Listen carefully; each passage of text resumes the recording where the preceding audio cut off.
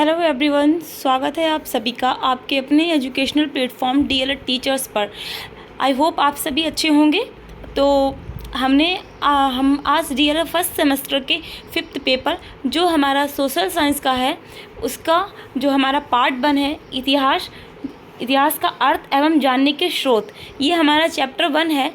Chapter 1 का आज हमारा पार्ट नंबर 3 होने जा रहा है। इससे पहले हम चैप्टर 1 के 2 पार्ट्स डिस्कस कर चुके हैं, तो आप लोग उन दोनों पार्ट्स को देखना मत भूलिएगा। और उन 2 पार्ट्स में हमने आपको पढ़ाया था, अपने लास्ट वीडियो में मैंने आपको पढ़ाया था कि जो है हमारा ऐतिहासिक अनैतिहासिक स्रोत कौन से हैं। इतिहास को जानने के स्रोत पढ़ाए थे, उसमें हमारे 2 कंप्लीट हो गए थे, अनैतिहासिक और ऐतिहासिक स्रोत कंप्लीट हो गए थे। एंड हमारा 3rd है आज विदेशी यात्रियों एवं लेखकों का विवरण। तो चलिए डिस्कस कर लेते हैं। उससे पहले मैं आपको बताना चाहूँगी, आपको हमारे चैनल के माध्यम से ऑल सब्जेक्ट, आपके जो 8 सब्जेक्ट हैं फर्स्ट सेमेस्टर के, उस ऑल सब्जेक्ट के बहुत ही अच्छे तरीके से एकदम आपके टॉपिक वाइज सभी नोट्स, हैंड रिटन नोट्स बनाए जा रहे हैं। आपका सिलेबस आपके एग्ज़ाम से 1 महीने पहले कंप्लीट भी करवा दिया जाएगा और आपको ये सारे नोट्स हमारे साथ में बनाते हुए चल रहे हैं। आपको फ्री ऑफ कॉस्ट सारे नोट्स दिए जाएंगे, आपसे कोई भी चार्ज नहीं लिया जाएगा नोट्स का। एंड आपके एग्ज़ाम से बिफोर 1 मंथ, ठीक है, आपको जो है PDF भी प्रोवाइड करवाई जाएगी ऑल सब्जेक्ट की, वो भी बिल्कुल फ्री में। तो चलिए देर ना करते हुए शुरू करते हैं हमारा आज का लेक्चर। तो हम इतिहास जानने के स्रोत में आज नंबर 3 पॉइंट जो हमारा था विदेशी यात्रियों एवं लेखकों का विवरण, इसको डिस्कस करने जा रहे हैं। चलिए, प्राचीन भारत में कई विदेशी यात्री और लेखक आए जिन्होंने अपने यात्रा वृत्तांत लिखे और भारतीय समाज, संस्कृति और इतिहास के विषय में जानकारी प्रदान की। इनमें से कुछ यात्री और लेखक निम्न हैं। देखिए, प्राचीन भारत में विदेश से काफ़ी यात्री और लेखक हमारे भारत में आए जिन्होंने अपने अनुभव, उन्होंने क्या देखा भारत में, भारत की भौगोलिक स्थिति, धार्मिक स्थिति, सामाजिक स्थिति, ये सब चीज़ें देखी और उनका बहुत ही अच्छे से वर्णन भी किया है अपनी पुस्तकों के माध्यम से। तो चलिए देखते हैं यूनानी एवं रोमन लेखक। इसमें हमारे पहले हैं हेरोडोटस। हेरोडोटस जो हमारे हैं, इनको फादर ऑफ हिस्ट्री भी कहा जाता है, यानी इतिहास का जनक भी कहा जाता है इनको। इनकी पुस्तक हिस्टोरिका है, इनकी पुस्तक का नाम। चलिए देख लेते हैं। यह एक प्राचीन यूनानी इतिहासकार एवं भूगोलवेत्ता थे। क्या थे ये? प्राचीन यूनानी इतिहासकार थे और भूगोलवेत्ता भी थे। इन्हें इतिहास का पिता भी कहा जाता है, ठीक है। इन्होंने अपनी पुस्तक हिस्टोरिका में 5वीं शताब्दी ईसा पूर्व के भारत, फारस, ईरान के संबंध का वर्णन किया है। देखिए यहाँ पे, यह एक प्राचीन यूनानी इतिहासकार एवं भूगोलवेत्ता थे। इतिहास का पिता, इतिहास का जो है पिता किसको कहा जाता है? किसको कहा जाता है? तो देखिए, इतिहास का जो पिता है वह कहा जाता है हेरोडोटस को। किसे? हेरोडोटस। किसको कहा जाता है इतिहास का पिता? हेरोडोटस को। अच्छा, इनकी पुस्तक का नाम क्या था? पुस्तक का नाम हिस्टोरिका। इनकी पुस्तक का नाम हिस्टोरिका। अच्छा, ये चीज़ें अभी बहुत ज़्यादा क्लियर नहीं हो पा रही हैं, राइटिंग साफ नहीं आ रही है थोड़ी, इसका भी ध्यान आगे रखा जाएगा। आप लोग ये जो लिख रही हूँ इस पर स्क्रीन पर, ये राइटिंग थोड़ी ठीक नहीं आ रही है अभी, क्योंकि अभी सुविधाएं उस लेवल की नहीं है कि आपको बिल्कुल साफ इस तरीके से लिख के दिखाया जा सके, ठीक है। हेरोडोटस जो हमारे हैं, ये जो हमारे हेरोडोटस हैं, ये फादर ऑफ हिस्ट्री हैं, यानी कि इतिहास के पिता हैं। और इनकी पुस्तक कौन सी है? हिस्टोरिका। क्या है इनकी पुस्तक? हिस्टोरिका। अच्छा जी, चलिए डिस्कस करते हैं। यह है एक प्राचीन यूनानी इतिहासकार एवं भूगोलवेत्ता थे। इन्हें इतिहास का पिता कहा जाता है। इन्होंने अपनी पुस्तक हिस्टोरिका में 5वीं शताब्दी ईसा पूर्व के भारत फारस जो हमारा ये फारस है, ये अब जो है ईरान, ठीक है। जो फारस है, ईरान जो है प्रेजेंट टाइम में ये जो है, पहले इसको फारस कहा जाता था। प्रेजेंट टाइम में ये जो ईरान है इसको पहले फारस कहा जाता था। क्या कहा जाता था? फारस, ठीक है। चलिए, तो इसीलिए ये बताया गया है आपको कि इनकी पुस्तक में भारत फारस के संबंध का विवरण किया गया है। किसकी पुस्तक में? हेरोडोटस की पुस्तक में क्या किया गया? भारत फारस के संबंध का वर्णन किया गया। इनकी पुस्तक का नाम हिस्टोरिका, ठीक है। चलिए आगे बढ़ते हैं। नेक्स्ट जो हमारे हैं वह है टेशियस। टेशियस कौन है? यूनानी रोमन लेखक, ठीक है। टेशियस आते हैं इसमें, पहले हेरोडोटस थे, अब टेशियस हैं। अब टेशियस क्या थे?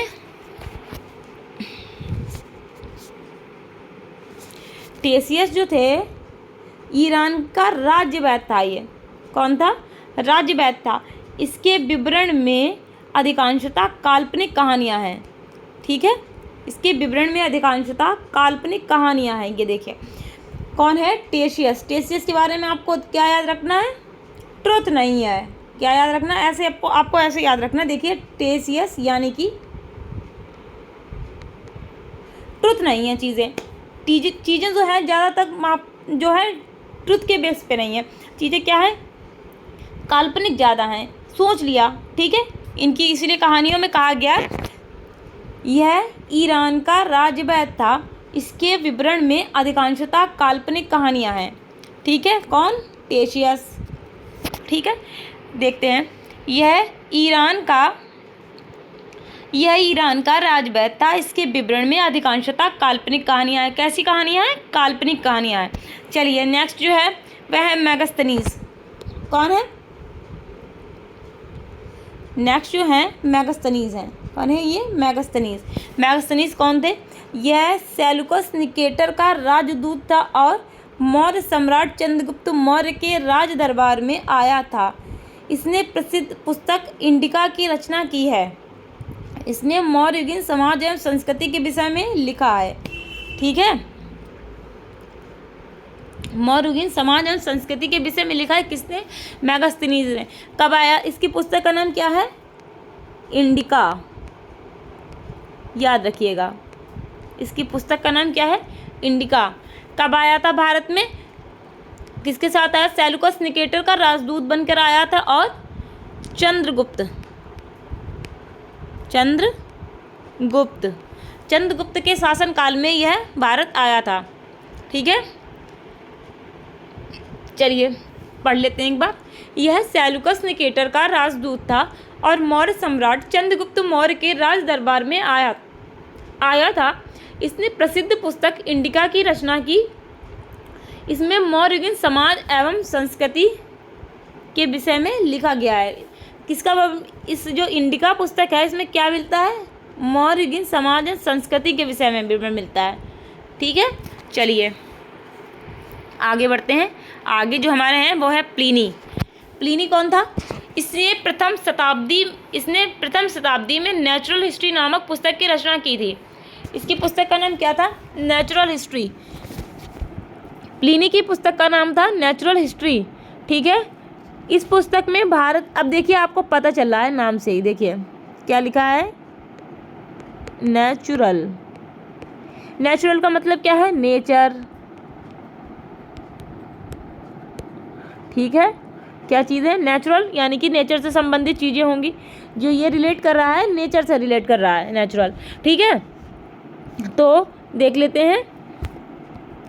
इसने प्रथम शताब्दी में नेचुरल हिस्ट्री नामक पुस्तक की रचना की, ठीक है। इसमें क्या मिलता है? इस पुस्तक में भारत के पशुओं, पौधों और खनिज पदार्थों से संबंधित महत्वपूर्ण जानकारियाँ दी गई हैं, ठीक है। प्लिनी की पुस्तक नेचुरल हिस्ट्री। चलिए आगे बढ़ते हैं। आगे है डायमेकस। डायमेकस का क्या है? ये जो डायमेकस है यह सीरिया के सम्राट आंतियोकस, ये जो है आंतियोकस का दूत बनकर बिंदुसार के दरबार में आया था, ठीक है। डायमेकस जो है यह जो है डायमेकस सीरिया का सम्राट जो था अंतियोकस, उसका दूत बन के बिंदुसार के दरबार में आया था। अंतियोकस सीरिया के सम्राट का दूत था, ठीक है, बिंदुसार के दरबार में आया था। आपको इतनी बात ध्यान रखनी है। नेक्स्ट है टॉलमी।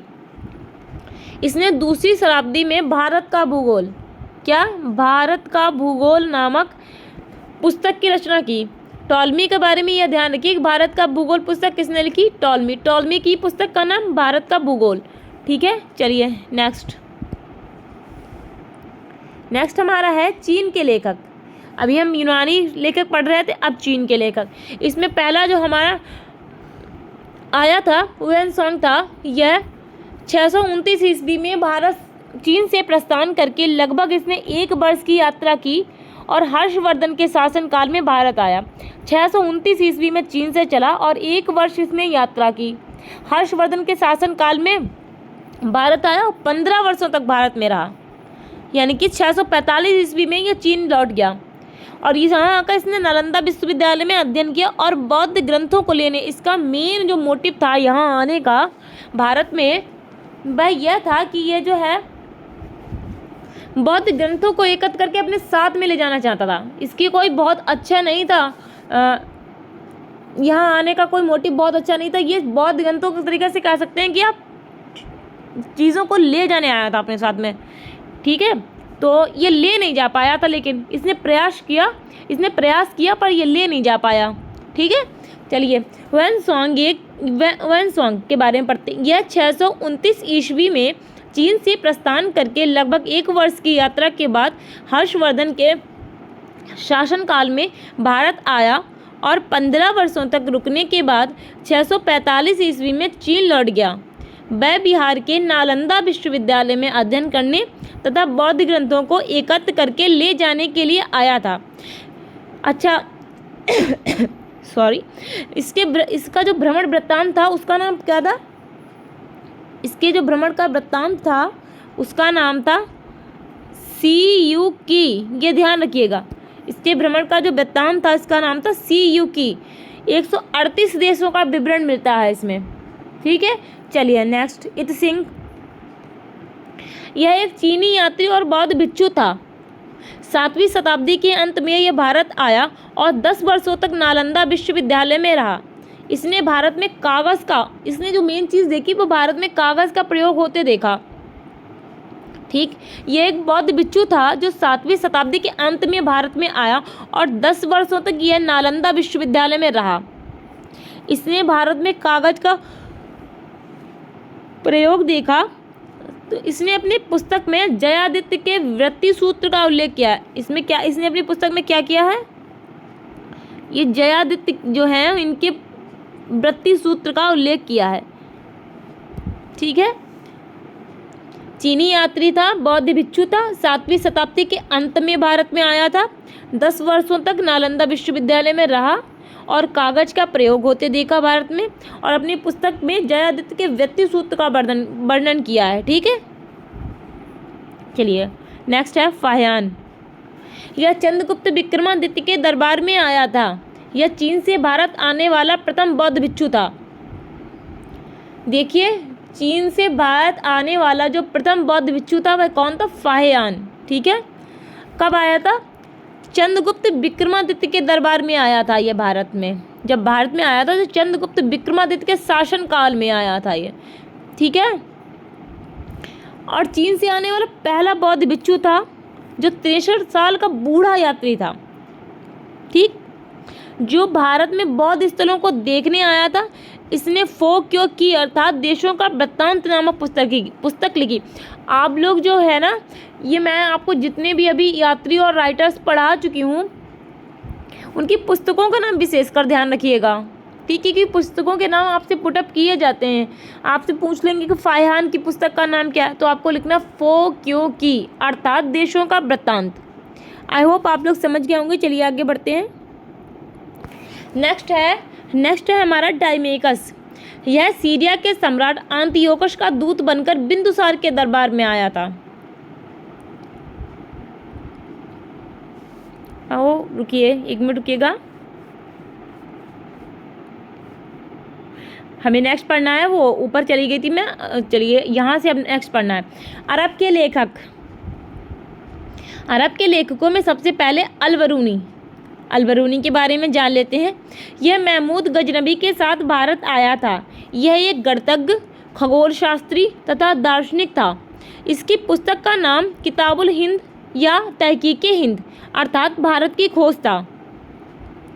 इसकी पुस्तक में तत्कालीन समाज एवं संस्कृति का वर्णन है। इसने 10 वर्षों तक पंजाब में रहकर संस्कृत भाषा तथा हिंदू दर्शन का अध्ययन किया। ठीक है, अल-बरूनी कौन था? तो अरब का लेखक था। सॉरी, यह महमूद गजनबी के साथ भारत आया। किसके साथ भारत आया अल-बरूनी? महमूद गजनबी के साथ आया। ठीक है, फिर इसकी पुस्तक का नाम क्या था? किताबुल हिंद या तहकीके हिंद, जिसको हिंदी में जिसका किया जाए अगर ट्रांसलेशन तो निकलता है भारत की खोज। ठीक, इसकी पुस्तक में क्या था? उस समय की जो थी तत्कालीन, जिस समय पे ये भारत आया था उस समय के भारत के समाज और संस्कृति का वर्णन है। इसने 10 वर्षों तक भारत में यह रहा और इसने संस्कृत भाषा का अध्ययन किया और हिंदू दर्शन का अध्ययन किया। ठीक, आई होप समझ गए होंगे। चलिए नेक्स्ट, इब्ने बतूता। इसने अपने यात्रा वृत्तांत को अरबी भाषा में लिखा जिसका नाम रेहला था। इब्ने बतूता का जो वृत्तांत था उसका नाम रेहला था और इसकी भाषा जो थी अरबी थी। इसके वृत्तांत में मोहम्मद बिन तुगलक के शासनकाल तथा भारत की भौगोलिक, आर्थिक एवं सामाजिक परिस्थितियों का वर्णन मिलता है। ठीक है, इब्ने बतूता जो है उसने अरबी भाषा में अपने वृत्तांत लिखा जिसका नाम था रेहला। इसके वृत्तांत में मोहम्मद बिन तुगलक के शासनकाल का वर्णन है जिसमें भारत की भौगोलिक, आर्थिक एवं सामाजिक परिस्थितियां हैं। ठीक है, चलिए मार्को पोलो, यह वेनिस इटली का निवासी था। उसने दक्षिण भारत का अध्ययन किया। अब देखिए, मार्को पोलो जो था वेनिस का था ये निवासी। ठीक है, अब जब इसने दक्षिण भारत का अध्ययन किया तो सिंपल सी बात है, इसने वहीं के रीति रिवाजों का वर्णन भी अपनी पुस्तक में किया होगा। चलिए देख लेते हैं। यह वेनिस इटली का निवासी था। इसने दक्षिण भारत का अध्ययन किया और अपने ग्रंथ the book of sir Marco Polo में दक्षिण भारत के निवासियों के विश्वासों, रीति रिवाजों एवं धार्मिक क्रियाकलापों का वर्णन किया। ठीक, मार्को पोलो, इसकी बुक का नाम the book of sir Marco Polo.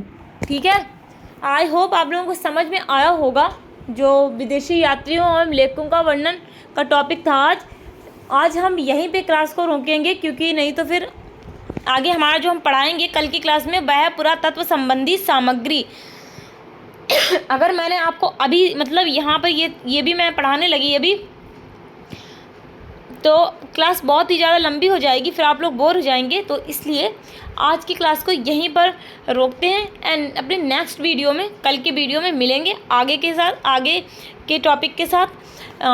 तब तक जो है आप लोगों को क्लास कैसी लगी बताइएगा और अगर अच्छी लगी है तो लाइक करना मत भूलिएगा।